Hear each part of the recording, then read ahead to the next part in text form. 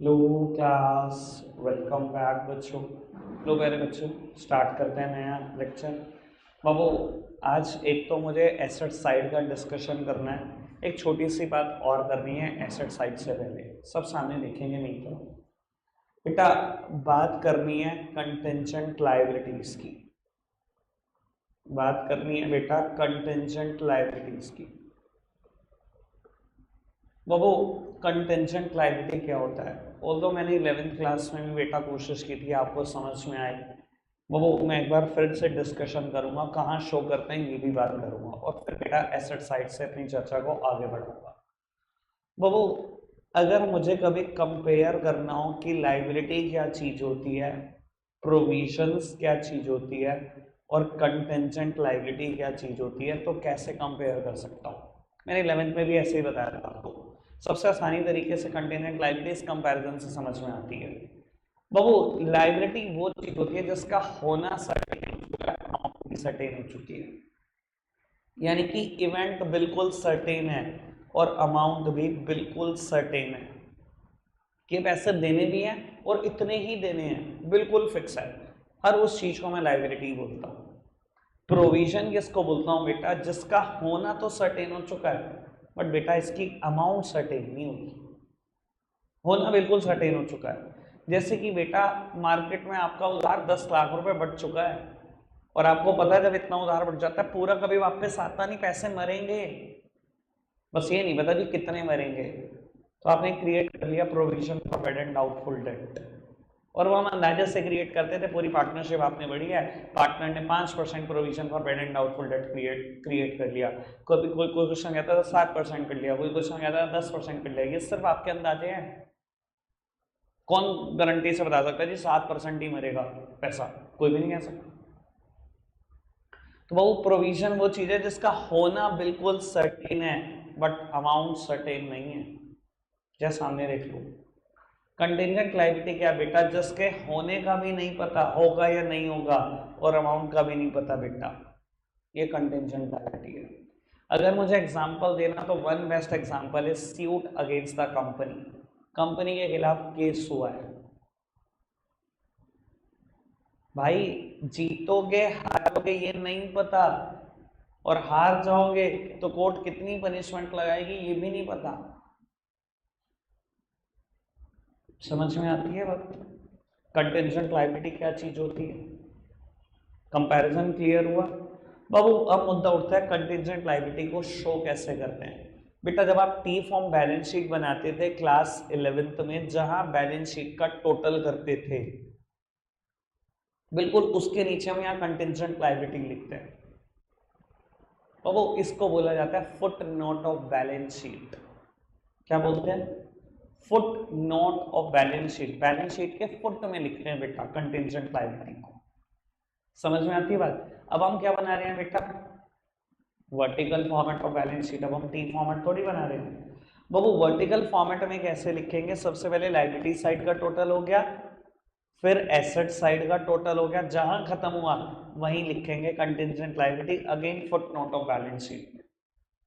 जबकि मैंने अभी एसेट साइड बताई नहीं है, अभी तो सिर्फ लायबिलिटी पूरी करी है, क्योंकि लायबिलिटी से रिलेटेड टर्म है कंटिंजेंट लायबिलिटी, तो मैंने सोचा पहले इसको पूरा करेंगे। ठीक है, मेरी तरफ देखो, अभी भी अभी मेरी बात अधूरी है बाबू। कंटिंजेंट लायबिलिटी के तुरंत बाद लिखा जाता है नोट्स टू अकाउंट्स। बेटा ये कौन से नोट्स हैं? समझदार हो आप? कौन से नोट्स हैं बाबू? याद है आपको? आप 4 कॉलम बना रहे थे, particulars, note number, figure as at the end of current year, figure as at the end of previous year. तो बाबू यहाँ नोट नंबर लिख रहे थे ना, रिजर्व एंड सरप्लस के सामने 2, शेयर कैपिटल के सामने 1, long term borrowing 3, long term provision 4। बाबू ये वही नोट नंबर की एक्सप्लेनेशन है।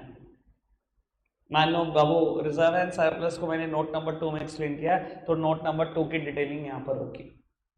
या आपके स्कूल वाले हैं जब प्रोजेक्ट देते हैं तो आपको कहते हैं कोई भी 4 नोट लिख देना,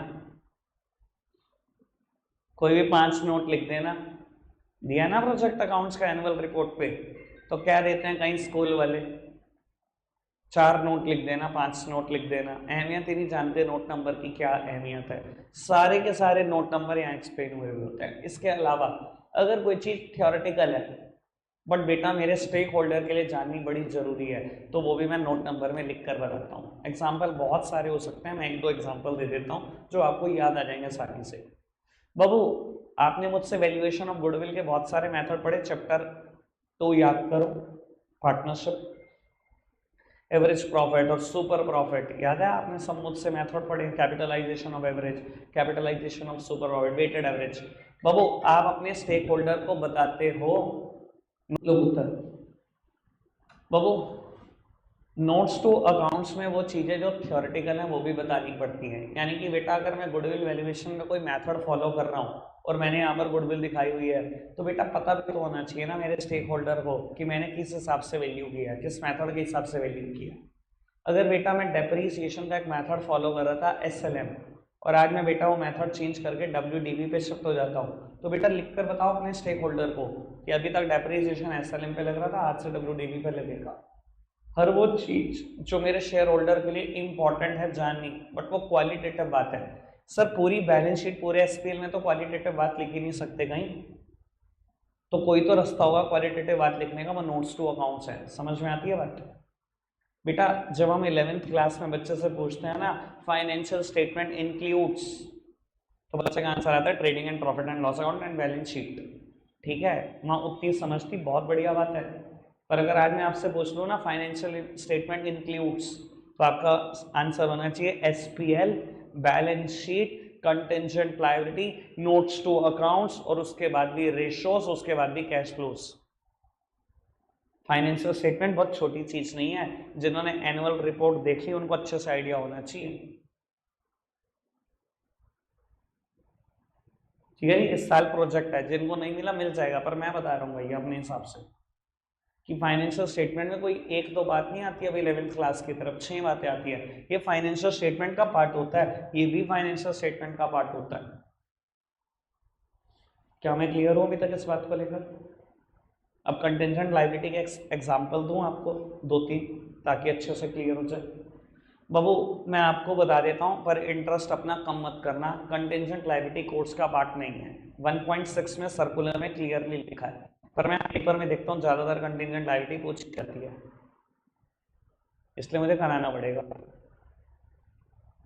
ठीक है, एक आधा पूछ लिया जाता है। ठीक है जी। बाबू कंटेंजेंट लायबिलिटी के 4 एग्जाम्पल हो सकते हैं। अभी मैंने एक बेस्ट एग्जाम्पल दिया, सूट ऑन कंपनी, कंपनी के खिलाफ केस हो रखा है। सिर्फ जीतोगे हारोगे ये भी नहीं पता, और हार गए तो कोर्ट कितनी पनिशमेंट लगाएगी ये भी नहीं पता। कोई दिक्कत कोई परेशानी तो नहीं? आगे बढ़ जाओ। बाबू एक और एग्जाम्पल है, bill discounted from bank, bill discounted from bank. मेरी तरफ देखना। वैसे तो बाबू मैंने बिल की बहुत सारी बातें क्लियर की है, तो बाबू थोड़ा सा जल्दी जल्दी एक्सप्लेन करूंगा, एक ही बारी में अच्छे से समझने की कोशिश करो। बेटा ए ने बी को उधार पर गुड्स बेचा, इसने उधार पर गुड्स खरीदा। बाबू इसको लगा कि ये पैसे नहीं देगा, इसने कहा जी भाई कोर्ट में आ जा, एक्सेप्ट करके जा, तूने मेरे पैसे देने। इसने बिल पर लिखा कि मैंने तुझे फला फला इनवॉइस नंबर से 50,000 का सामान बेचा है और तूने प्रॉमिस किया कि तू 3 महीने के बाद पैसे देगा। बी आया उस बिल पर साइन करके चला गया। हम इसकी में एंट्री करते थे अगर याद हो BR to B, और इसकी में एंट्री करते थे बेटा A to BP।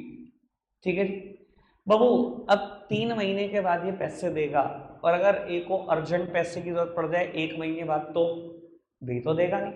A पहुंच जाता था बैंक के पास कि बैंक ये मेरा बिल है, मैंने B से पैसे लेने हैं, देखो कोर्ट भी बीच में शामिल है, 50,000 रुपये। आप एक काम करो, मुझे आज पैसे दे दो, 2 महीने बाद आप जाके B से ले लेना। क्या कहता था बैंक? मैं ठीक है ऐसा कर लो, पर मैं पूरे 50,000 नहीं दे पाऊंगा। क्यों नहीं दे पाऊंगा? क्योंकि आप मेरे पैसे 2 महीने इस्तेमाल कर रहे हो, मैं तो ब्याज कमाने के लिए बैठा हूँ, मैं आज आपको 48,000 दूंगा, 2,000 मेरी ब्याज के।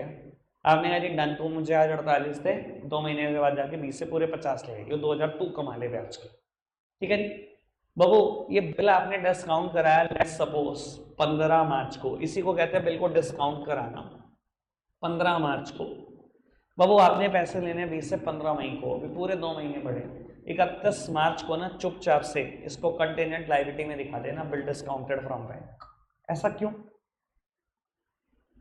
सर बी पैसे दे भी सकता है, नहीं भी दे सकता।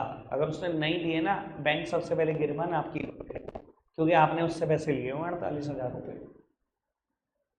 अगर बी ने पैसे दे दिए तो अगले साल कंटीजेंट लायबिलिटी में नहीं आएगा कुछ भी। अगर बी ने पैसे नहीं दिए तो यहाँ कंटीजेंट लायबिलिटी से हटकर सीधा लायबिलिटी बनेगा, ये बैंक को 50,000 रुपये तुरंत देने पड़ेंगे। समझ में आया? 31 मार्च के दिन ये कंटीजेंट लायबिलिटी है। क्यों? क्योंकि इवेंट का होना ही सर्टेन नहीं है। बी पैसे दे भी सकता है, बी पैसे नहीं भी दे सकता, मुझे क्या पता और आपको क्या पता, ए को क्या पता दे सकता है कि नहीं दे सकता। समझ में आ रही है बात? कोई दिक्कत कोई परेशानी तो नहीं? बढ़ जाए आगे बाबू। Third best example of contingent liability is proposed dividend. Proposed dividend बाबू ये क्या चीज होती है प्रपोज्ड डिविडेंड? मैं एक सिचुएशन समझाने की कोशिश करूंगा, बहुत अच्छे से समझ लेना बेटा। कंपनी का फाइनेंशियल ईयर है 2023-24। बाबू आज 28 फरवरी 2024 को कंपनी के बोर्ड ऑफ डायरेक्टर मिलते हैं, ठीक है जी। बाबू बोर्ड ऑफ डायरेक्टर की जो मीटिंग होती है उसे हम बोलते हैं बोर्ड मीटिंग। याद है आप सबको ये बात?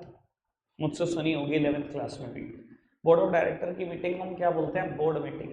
28 फरवरी को बेटा बोर्ड ऑफ डायरेक्टर मिले, इन्होंने ना एक डिविडेंड प्रपोज कर दिया, क्योंकि ये बहुत अच्छे से जानते हैं कि 11 महीने में हमने बहुत ठीक ठाक कमाई कर ली है, हमारा धंधा इस साल बहुत बढ़िया रहा है। इन्होंने अपने शेयर होल्डर के लिए एक डिविडेंड प्रपोज कर दिया, ठीक है। बाबू डिविडेंड हमेशा प्रपोज होता है बोर्ड मीटिंग में, बट हमेशा फाइनलाइज होता है जनरल मीटिंग में।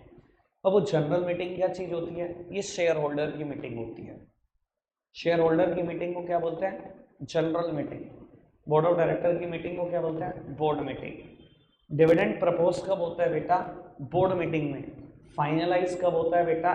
जनरल मीटिंग में। बाबू आपने डिविडेंड प्रपोज कर दिया, इस डिविडेंड को जब भी शेयर होल्डर मिलेंगे कम भी कर सकते हैं, बढ़ा भी सकते हैं, जीरो भी कर सकते हैं, डबल भी कर सकते हैं, सब कुछ हाथ में किसके? शेयर होल्डर के।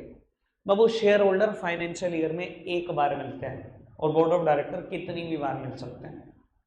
बाबू अब 31 मार्च बीत गई, इस पूरे फाइनेंशियल ईयर में 28 फरवरी के बाद शेयर होल्डर की कोई भी जनरल मीटिंग नहीं हुई। आज बेटा 31 मार्च को बुक्स क्लोज करते टाइम से प्रपोज डिविडेंड को दिखाओगे क्या? बेटा कंटिंजेंट लायबिलिटी। क्यों सर? अभी इवेंट का होना ही सर्टेन नहीं है। क्या पता बाबू शेयर होल्डर जब मिले कहते हैं डिविडेंड बांटना ही नहीं, खत्म होगी कहानी। और क्या पता कहते हैं कि बांटना है, पर जितना बोर्ड ऑफ डायरेक्टर ने प्रपोज किया उससे डबल बांटना है, उससे 1.5 गुना बांटना है, या उससे ज़्यादा बांटना है कुछ अमाउंट, या उससे कुछ कम बांटना है। तो बाबू अभी इवेंट का होना ही सर्टेन नहीं है, एज वेल एज अमाउंट का भी होना सर्टेन नहीं है, कुछ पता ही नहीं है अभी आपको। समझ में आई बात? कोई दिक्कत परेशानी तो नहीं कि कैसे प्रपोज डिविडेंड एक कंटिंजेंट लायबिलिटी है? आगे बच्चा बाबू एक आखिरी एग्जांपल और है कंटिंजेंट लायबिलिटी का, गारंटी। इसके अलावा पेपर में और कुछ आएगा नहीं, और अगर आप पास्ट ईयर क्वेश्चन जब आप करोगे, अभी करोगे आप मेरे साथ साथ, कुछ भी देखोगे इग्नोर कर देना। कंटिंजेंट लायबिलिटी में चारों के अलावा कुछ भी लिखा हो, क्योंकि कोर्स का पार्ट नहीं है, ये भी मैं अपनी तसल्ली के लिए करा रहा हूँ कि कोई दिक्कत आपको ना हो, ठीक है। आज की मैं होमवर्क पहले ही बता देता हूँ, मैं बाद में भूल जाता हूँ, 3 दिन से बोल रहा हूँ लगातार। एग्जाम्पल 1 2 3 और इलस्ट्रेशन 1 2 6। बाबू ये जब बुक शुरू होती है ना, इससे ना शुरू में 3 एग्जाम्पल दिए हुए हैं और 6 इलस्ट्रेशन दिए हुए हैं। 6 में से ना मैं आपको इलस्ट्रेशन के बारे में पहले बता देता हूँ, अब पहले ये करना बाद में एग्जाम्पल करना। इलस्ट्रेशन 1 पता है क्या है? Write down the major head of liability. 4 major head है। Write down the sub head of non current liability, write down the sub head of current liability. और फिर कुछ 4 5 6 में इश्यूज दिए हुए हैं, आपसे पूछता है इसका मेजर हेड बता दो, इसका सब हेड बता दो।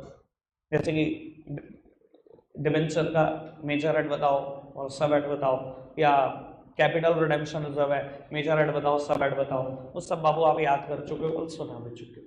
तो पहले आप इलस्ट्रेशन अटेम्प्ट करना, बाद में एग्जाम्पल पर जाना, ठीक है जी। ज़्यादा टाइम नहीं लगेगा, 10 से 15 मिनट ही लगेंगे सब करने में, ठीक है पुत्र। चलो जी बाबू, last example of contingent liability is guarantee. बाबू आज आप कोई पर्टिकुलर कंपनी हो जो अपने प्रोडक्ट पे बेटा गारंटी देती है, लेट्स सपोज शेयर की बात कर लो। बाबू आपने गारंटी देनी शुरू करी 1 साल, टूटेगी नहीं मिलेगी, हम रिपेयर नहीं करेंगे, बिल्कुल टूट जाए आप नहीं ले जाओ हमारी दुकान से आके।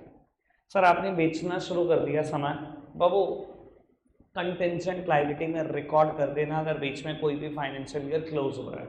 क्यों? मुझे तो अभी वैट का होने का ही नहीं पता, क्या पता कुछ भी ना टूटे, कोई आए ना, और अगर टूटे कितनी टूटेंगे मार्केट में मुझे ये भी नहीं पता कि कितनी लायबिलिटी मेरे ऊपर अराइज होगी, ना तो मुझे इवेंट का पता ना ही मुझे अमाउंट का पता। तो record it as contingent liability. कोई दिक्कत कोई परेशानी तो नहीं? चारों बातें बिल्कुल क्लियर? फटाफट से लिख लो, जल्दी से स्पीड बढ़ा करो। चलो जी आगे बढ़ाते हैं बेटा बात को। अब मैं कहूँ एसेट साइड का फॉर्मेट लिखना शुरू कर रहा हूँ और फिर उसका एनालिसिस करेंगे, ठीक है जी। बाबू फॉर्मेट वही 4 column, particulars, note number, figure as at the end of current year, figure as at the end of previous year. बेटा एसेट्स दो ही तरीके की है, लायबिलिटी के मेजर हेड कितने थे? 4, share holder fund, share application money pending allotment, non current liability, current liability. बाबू यहाँ नॉन करंट एसेट्स और करंट एसेट्स, बस नॉन करंट एसेट्स, आप करंट एसेट्स की बात मत लिखना, जितनी लाइनें लगेंगी लग जाएंगी, आप अभी मत लिखना, ठीक है। अभी आपको नहीं पता कितनी लाइनें लगेंगी। बेटा इसका शॉर्टकट क्या है? आ जाओ आ जाओ, मेरी तरफ देखो, मैं साथ साथ शॉर्टकट भी याद करा रहा हूँ आज तो। बाबू पहले मेरे को नॉन करंट लायबिलिटी का बताओ।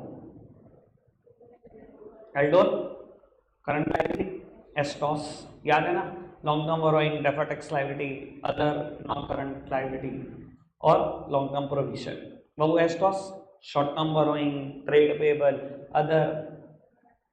Other current liability, short term provisioning, ठीक है ना। बाबू किसी टाइम पर ना इसका शॉर्टकट होता था FNDLO, F stands for fixed assets. 2 साल पहले ना CBSE बोर्ड ने इसका नाम बदल दिया क्योंकि कंपनी लॉ ने बदल दिया, अब शॉर्टकट है PNDLO, PNDLO, और इसका शॉर्टकट है करंट एसेट का सेट CSO। सब याद रहेगा आपको, टेंशन है लो, शॉर्टकट में ही रहेगा PNDLO और सेट CSO। बाबू करंट एसेट्स और नॉन करंट एसेट्स में क्या फर्क होता है? वही फर्क होता है बेटा जो करंट लायबिलिटी और नॉन करंट लायबिलिटी में होता है। इधर देखना, करंट लायबिलिटी क्या लिखा था? which is expected to be paid within 12 month or within operating cycle is a current liability, all other liability are non current liability। ये लिखी थी definition. what do you mean by current assets? which is expected to be realized within 12 month or within operating cycle is a current assets, all other assets are non current assets। समझ में आएगा current assets क्या है? which is expected to be realized within 12 month or within operating cycle is a current assets। बाकी सारी assets क्या non current है।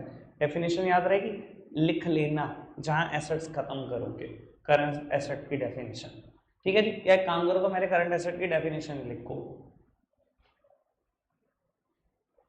ठीक है, लिखो, कुछ समय नहीं बता रहा। which is expected to be realized, current assets की डेफिनेशन का लिखने को, इसमें मत लिखो फॉर्मेट में, कहाँ लिख रहे हो, अगले पेज पे लिखो। which is expected to be realized within 12 month or within operating cycle is a current assets, all other assets are non current assets।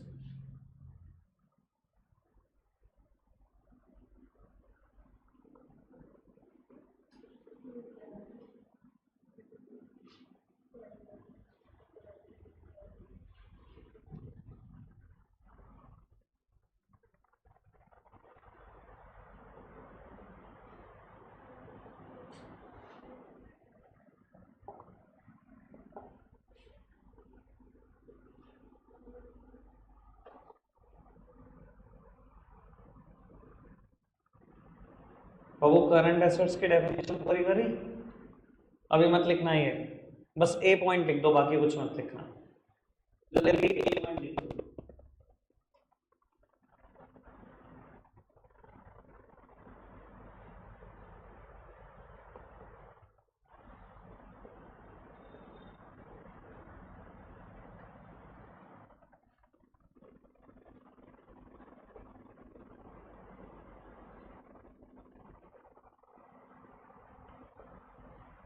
लिखा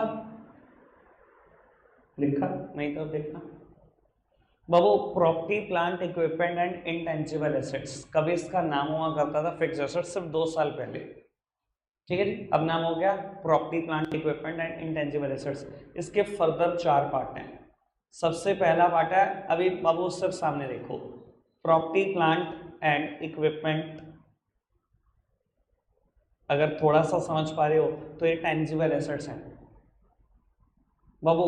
सेकंड पार्ट है इसका इनटेंजिबल एसेट्स। तीसरा पार्ट है इसका capital WIP, capital work in progress. और चौथा part है इसका बेटा intangible assets under development, intangible assets under development.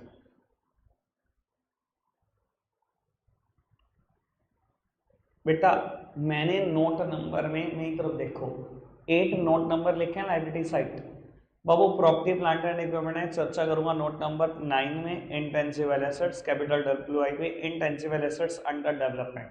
अभी आगे के नोट नंबर मत लिखना, इतना अब मेरे साथ साथ पहुंच जाओ।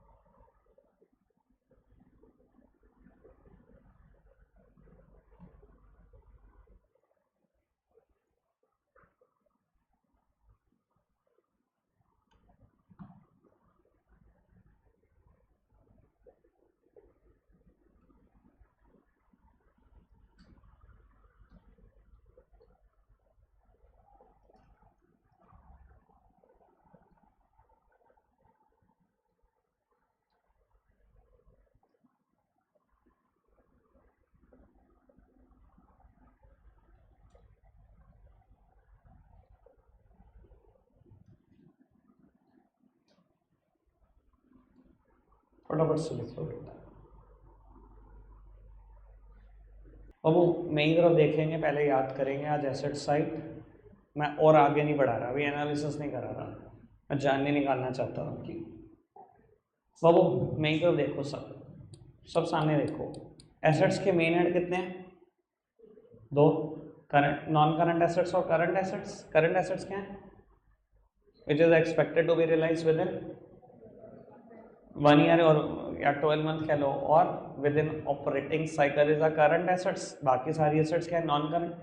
सो इसका शॉर्टकट है PNDLO, इसका शॉर्टकट है SITCSO। Babu P stands for property plant equipment and intangible assets. इसके फर्दर 4 पार्ट है, 2 मिनट के लिए 4 पार्ट को छोड़ो। Property plant equipment intangible assets, non current investment, deferred tax assets, long term loans and advances और other non current assets. ठीक है जी बाबू। इसके 4 है करंट इन्वेस्टमेंट, इन्वेंट्रीज। इन्वेंट्री मतलब स्टॉक, क्लोजिंग स्टॉक, जिसका नाम आप पढ़ते थे 11th क्लास में। ट्रेड रिसीवेबल, मुझसे ट्रेड पेबल पढ़ा है, बीपी और क्रेडिटर आता है। यहाँ पर जब पढ़ाऊंगा तो बता देता हूँ, डेटर और बीआर आएगा, समझदार तो समझ गए होंगे। Current investment, inventories, trade receivable, cash and cash equivalent, cash और बिल्कुल कैश के बराबर चीजें, जैसे कि बैंक बैलेंस बिल्कुल कैश के बराबर है। सुबह उठो सारा पैसा निकलवा लो चाहे बैंक से, बिल्कुल कैश के बराबर है वो।